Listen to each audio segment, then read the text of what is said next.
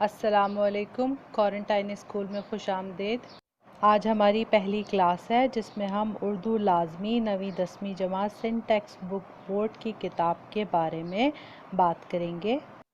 آج ہم آپ کا کتاب سے تعارف یا جان پہچان کروائیں گے اور مقاصد مطالعہ واضح کرنے کی کوشش کریں گے، یعنی کہ یہ کتاب آخر آپ کے نصاب میں کیوں شامل ہے، آپ کو یہ کیوں پڑھائی جا رہی ہے اور اس کو پڑھنے سے آپ کو کیا فائدہ ہوگا۔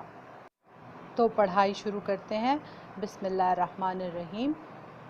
یہ آپ کی اردو لازمی کتاب ہے 9ویں اور 10ویں جماعت کے بچوں کے لیے، اور یہ کتاب سندھ میں پڑھنے والے بچوں کے لیے شائع کی گئی ہے جو سندھ ٹیکسٹ بک بورڈ کے تحت پڑھتے ہیں اور امتحانات دیتے ہیں۔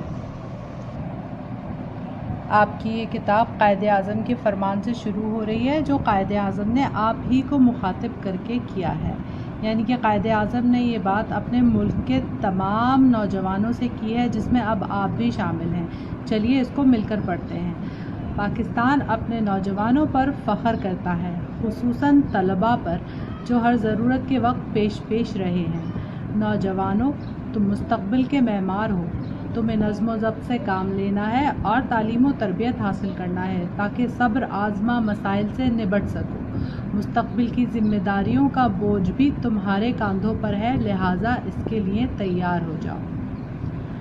نوجوانوں، میں تمہیں پاکستان کا معمار سمجھتا ہوں اور دیکھ رہا ہوں کہ تم اپنی باری پر کیا کچھ کر دکھاتے ہو۔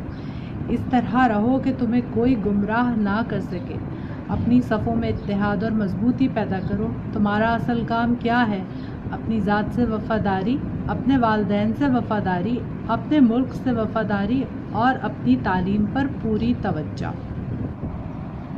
مجھے پتہ ہے آپ لوگ یہ باتیں نہیں پڑھتے ہیں کتاب میں اور سرسری سا گزر جاتے ہیں ان کے اوپر سے، مگر یہ سب کچھ آپ کے فائدے کے لیے لکھا ہوا ہے، اس کو پڑھنا اچھا ہوتا ہے۔ اب آ جائیے اس نوٹ کی جانب جو اساتذہ کرام کے لیے لکھا گیا ہے، لیکن اس کو آپ بھی پڑھ سکتے ہیں کیونکہ یہ ہے آپ ہی کے بارے میں۔ اس کتاب کا مقصد یہ ہے کہ طلباء میں دانش اور مہارت پیدا کرنا تاکہ انہیں مطالعے کی عادت ہو اور وہ اچھے انسان اور مہذب شہری بن سکے۔ تو اس کا مقصد یہ ہے کہ یہ کتاب آپ کے لیے اس لیے ڈیزائن کی گئی ہے تاکہ آپ اس کے اندر جو بھی نثر پارے اور ادب کی جو بھی اقسام موجود ہیں ان کو پڑھ کر آپ کے اندر ایک آپ کی شخصیت میں نکھار پیدا ہو، آپ کو ادب سے لگاؤ پیدا ہو، آپ کی معلومات میں اضافہ ہو، آپ کو زبان کے اوپر عبور ہو، آپ سوچنے والے اور عمل کرنے والے ایک اچھے انسان، اچھے شہری اور اچھے پاکستانی بنیں۔ آپ کبھی بھی کوئی بھی کتاب پڑھنے کے لیے اٹھائیے تو دیباچے کو ضرور پڑھا کیجیے۔ انگلش میں اس کو پریفیس کہتے ہیں۔ اس سے آپ کو کتاب کے بارے میں مختصر اور جامع الفاظ میں بہت اچھی معلومات مل جاتی ہے کہ اس کے اندر دلچسپی پیدا ہو جاتی ہے۔ تو میرا مشورہ آپ کو یہ ہے کہ آپ کتاب کا دیباچہ ہمیشہ ضرور پڑھا کریں، اس سے آپ کو ہمیشہ زندگی میں فائدہ ہوگا۔ اب فہرست مضامین کے اوپر نظر ڈال لیتے ہیں۔ ان میں مضامین میں آپ کی درجہ بندی کچھ اس طرح سے ہوئی ہوئی ہے کہ اس میں حصہ نظم ہے اور حصہ نثر ہے۔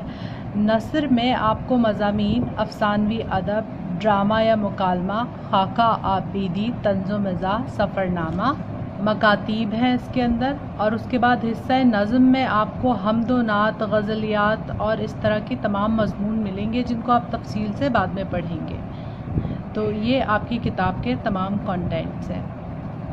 کتاب کے آخر میں حصہ فرہنگ ہے جس میں آپ کو مشکل یا نئے الفاظ کے معنی ملیں گے اور آپ کو اچھی طرح سے ان الفاظ کے معنیوں کو پڑھ کر یہ سمجھ میں آ جائے گا کہ جو عبارت میں اس لفظ کا مفہوم ہے وہ کیا ہے، اس کا سیاق و سباق کیا ہے۔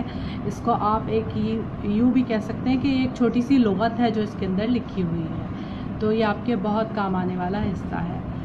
اس کے علاوہ آپ کی کتاب میں مصنفین کا تعارف اور حالات زندگی بھی دیے گئے ہیں جو آپ کی معلومات کو بڑھانے کے لیے ہیں۔ ان سے امتحان میں نہیں لیا جائے گا، یعنی کہ آپ کے امتحانات میں ان میں سے کوشچنز نہیں ہوں گے، لیکن یہ صرف اس لیے شامل کیا گیا ہے کہ جس مصنف نے کا لکھا ہوا مضمون آپ پڑھ رہے ہیں آپ اس مصنف کے بارے میں تھوڑا سا جان سکیں۔ یہ آپ کی معلومات میں اضافے کے لیے کتاب میں دیا گیا ہے۔ یہ تو ہوا آپ کی کتاب کا مختصر سا تعارف. اب آپ نے ڈیسائیڈ یہ کرنا ہے کہ آپ نے کتاب پڑھنی ہے پیپر کو پاس کرنے کے لیے یا کہ آپ نے اس کتاب کو پڑھنا ہے بہت ہی مزے سے اردو پڑھنے اور اردو سمجھنے اور اردو سے دوستی کرنے کے لیے. اس کتاب میں بہت دلچسپ مضامین ہیں. اگر آپ ان کو اسی دلچسپی سے اور مزے لے لے کر پڑھیں گے تو یقین جانیے کہ پیپر حل کرنا آپ کے لیے بالکل بھی مشکل نہیں ہے. یہ آپ کی قومی زبان ہے, اس سے زیادہ مزے کی اور کوئی زبان ہو نہیں سکتی. ہمارا پڑھائی کا طریقہ کار یہ ہوگا کہ ہم مثال کے طور پہ اخلاق نبوی صلی اللہ علیہ وسلم جو آپ کی کتاب کا پہلا سبق ہے اس کو پڑھنا شروع کریں گے اور ریڈنگ کرتے کے دوران پینسل اپنے ہاتھ میں رکھیں گے اور جو الفاظ ہمیں مشکل لگیں گے یا جن کے معنی ہمیں آسانی سے سمجھ میں نہیں آتے ان کو ہم انڈر لائن کرتے رہیں گے اور پوری ریڈنگ ایک دفعہ صحیح تلفظ کے ساتھ کرنے کی کوشش کریں گے. اس کے بعد جو ہم نے الفاظ انڈر لائن کیے ہوئے ہوں گے ان کے ہم معنی نکالیں گے اور پھر ایک دفعہ پھر معنوں کے ساتھ اس تمام چیپٹر کو دوبارہ ریڈنگ کریں گے. تو جب ہم دوسری دفعہ ریڈنگ ختم کر لیں گے اور ہمیں مشکل الفاظ کے معنی بھی اس وقت آتے ہوں گے تو چیپٹر سمجھنا ہمارے لیے بہت آسان ہو جائے گا.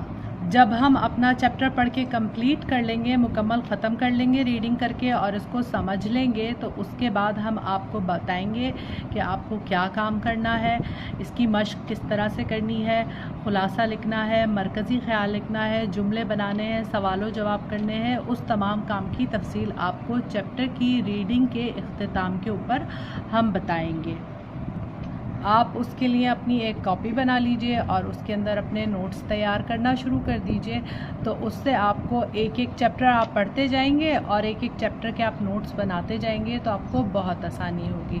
اور جب آپ ہمارے بتائے ہوئے طریقے سے اس ایک چیپٹر کی ریڈنگ کریں گے تو اس کے بعد اس چیپٹر کا تمام کام کرنا اور اس کام کو یاد کرنا آپ کو بہت آسان لگے گا. بالکل یہی طریقہ کار ہم حصہ جو نظم کا ہے اس کو پڑھتے وقت بھی اپنائیں گے. ہم نظم پڑھیں گے, الفاظ کو انڈر لائن کریں گے, ان کے معنی سمجھیں گے, پھر ان کو تفصیل کے ساتھ اشعار کی تشریح کے ساتھ اشعار کے مطلب اور معنی واضح کرتے ہوئے دوبارہ پڑھیں گے. اس طرح سے ہمارا کام حصہ نظم میں بھی بہت دلچسپ اور آسان ہو جائے گا.